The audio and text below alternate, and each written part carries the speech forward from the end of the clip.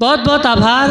मैं नहीं जानता कि 10 वर्षों में मैंने क्या कमाया, लेकिन अगर मेरे होने से आपके क्षेत्र में कविता के अंकुर थोड़ा सा पोषित होता हो तो मैं मानता हूं कि ऊपर वाले की मेरे ऊपर कृपा है, माँ भगवती की थोड़ी सी कृपा है। वाह। अगर समय हो तो अंतिम एक गीत अयोध्या पे मैं सोच के आया था और उसके बाद में अपना स्थान लेता हूँ। स्वागत है, स्वागत है। मैंने कुछ और चीजें जो मेरे क्रम में नहीं थी वो मैंने सुना दी, लेकिन अंतिम एक गीत क्योंकि बहुत बुजुर्ग यहाँ पर बैठे हैं और मेरे वो बहुत मन का गीत है, मेरे विषय का गीत है। स्वागत है भैया, स्वागत। भगवान राम की खूब बातें मंचों से होती हैं, लेकिन हम बेटों के संघर्ष में माओं का संघर्ष भूल जाते हैं। अयोध्या ने 2 बार संघर्ष देखा। एक बार उसका बेटा 14 वर्ष के लिए अलग हुआ और दूसरी बार उसका बेटा 500 वर्ष के लिए अलग हुआ, 600 वर्ष के लिए अलग हुआ। बहुत सुंदर। क्या टिप्पणी है, क्या टिप्पणी है। इस टिप्पणी पर समर्थन दीजिएगा, समझ में देर से आएगी, लेकिन बहुत बड़ी टिप्पणी आज इस मंच से होती है। आज ये संस्कार शाला कवि सम्मेलन का कार्यक्रम आज सफल हो जाता है। बहुत सुंदर। मेरे बाबा मुझे राष्ट्रीय स्वयंसेवक संघ की शाखाओं में ले जाते थे। मैं कुछ ऐसे भी लोगों से मिला जो राम मंदिर के आंदोलन में कारसेवक के रूप में भी जुड़े रहे। उनकी आंखों में एक स्वप्न ऐसा था जो उन्हें लगता था कि उनके जीवन काल में पूर्ण नहीं हो पाएगा।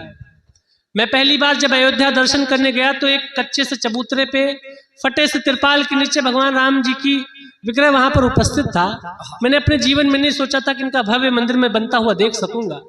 हमारे घर में बाबा कहते थे कि अयोध्या बहुत अभागन है, पता नहीं क्या हुआ है, क्या कारण है कि उसमें वो चमक नजर नहीं आती। जैसी काशी में वृंदावन में देखते हो चमक, वैसी चमक अयोध्या में नहीं नजर आती। इसी भाव भूमिका का एक छोटा सा गीत पढ़ता हूं, सुनिए।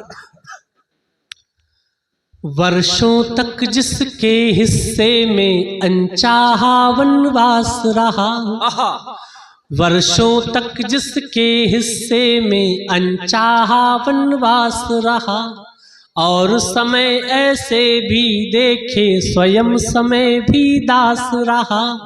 वर्षों तक जिसके हिस्से में अनचाहा वनवास रहा, और समय ऐसे भी देखे स्वयं समय भी दास रहा।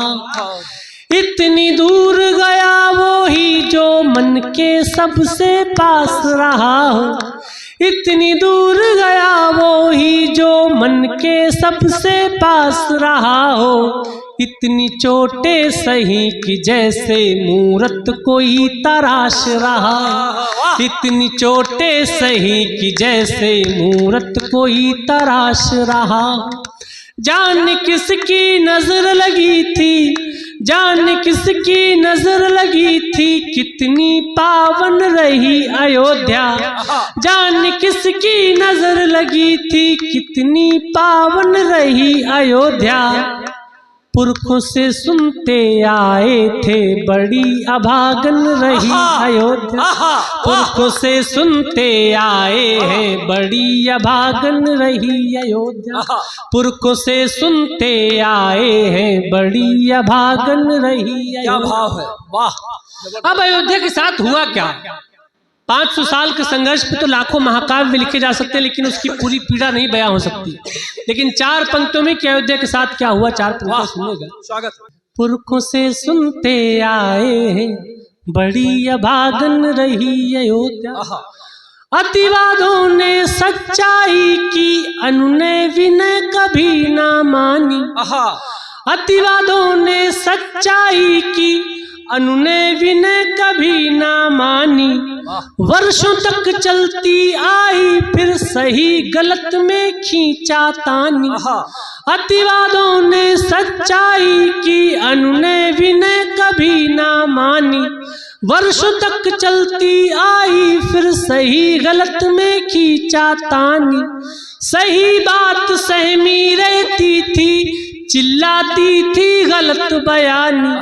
सही बात सहमी रहती थी, चिल्लाती थी गलत बयानी।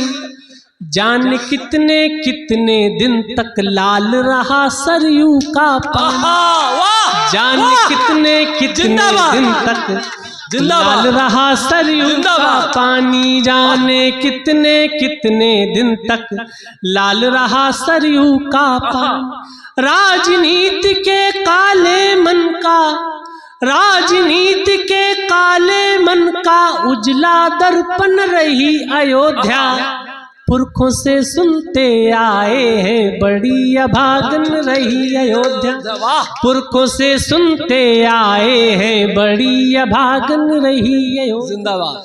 जमुना प्रसाद उपाध्याय जी ने कहा कि नमाजी भी नहीं है जो, पुजारी भी नहीं है जो, वही मस्जिद व मंदिर में सदा गमगीन रहते हैं। और अयोध्या है हमारी और हम सब अयोध्या के, मगर सुर्खी में सिंघल व शहाबुद्दीन रहते हैं।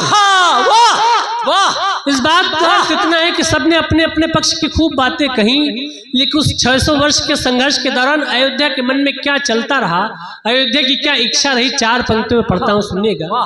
पुरखों से सुनते आए हैं बड़ी अभागन रही अयोध्या, जिसने केवल इतना चाहा सारे मसले हल हो जाएं। इतना संघर्ष जितना हुआ, जितना खून बहा, अयोध्या कभी नहीं चाहती थी कितना संघर्ष हो।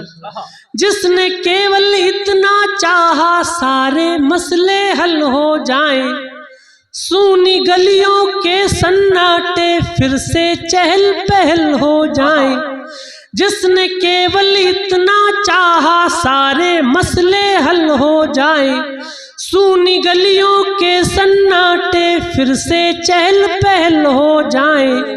संघर्षों की कालिक वाले किससे बीता कल हो जाएं, संघर्षों की कालिक वाले किससे बीता कल हो जाएं। और अंतिम पंक्ति पे आके सबकी हाथ खुले, संघर्षों की कालिक वाले किससे बीता कल हो जाएं। घर के बेटे के हिस्से के तंबू राजमहल हो जाए। घर जिंदाबाद। के बेटे के हिस्से के तंबू राजमहल हो जाए, घर के बेटे के हिस्से के तंबू राजमहल हो जाए, घर के बेटे के हिस्से के तंबू राजमहल हो जाए। बिना राम की राम कहानी, बिना राम की राम कहानी सुनती बेमन रही अयोध्या, पुरखों से सुनते आए हैं बड़ी अभागन रही अयोध्या, पुरखों से सुनते आए हैं बड़ी अभागन रही अयोध्या। अब जितना प्रेम है मुझे एक साथ दीजिएगा, मैं गीत का अंतिम बंद, अपने काव्य पाठ का अंतिम बंद पढ़ के आप सबसे विदा लेता हूं। पुरखों से सुनते आए हैं बड़ी अभागन रही अयोध्या। हमारे यहाँ कहा जाता है कि अयोध्या को अभिशाप लगा है, लेकिन किस बात का अभिशाप लगा है मुझे कारण तो नहीं पता, लेकिन दो तीन बातें समक्ष आती है मेरे सामने, वो मैं आपके समक्ष रख देता हूँ, सुनिएगा। पुरखों से सुनते आए हैं बड़ी अभागन रही अयोध्या। अब अयोध्या अभागन रही क्यों? कुछ कहते हैं दबी जुबां से माँ सीता का शाप लगा है, कुछ कहते हैं दबी जुबां से। आपने वो दर्द उठाया है जो दर्द उठाने में बहुत सारे लोग हिचकते हैं। बहुत सुंदर, शानदार काव्य पाठ। कुछ कहते हैं दबी जुबां से माँ सीता का शाप लगा है, दो जोड़ी बूढ़ी आंखों का पुत्र वियोग विलाप लगा है। कुछ कहते हैं दबी जुबां से माँ सीता का शाप लगा है, दो जोड़ी बूढ़ी आंखों का पुत्र वियोग विलाप लगा है। सूरज को जन्मा है शायद इसीलिए ये ताप लगा है, सूरज को जन्मा है शायद इसीलिए ये ताप लगा है।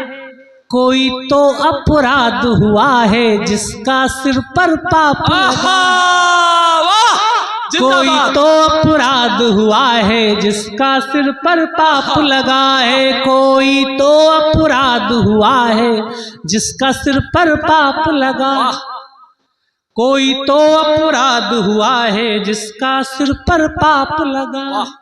देव और दानव दोनों का, अंतिम दो पंक्तियों भरपूर प्रेम देके मुझे विदा करिएगा। देव और दानव दोनों का, देव और दानव दोनों का सागर मंथन रही अयोध्या, पुरखों से सुनते आए हैं बड़ी जिंदाबाद जिंदाबाद, जय जय श्री राम।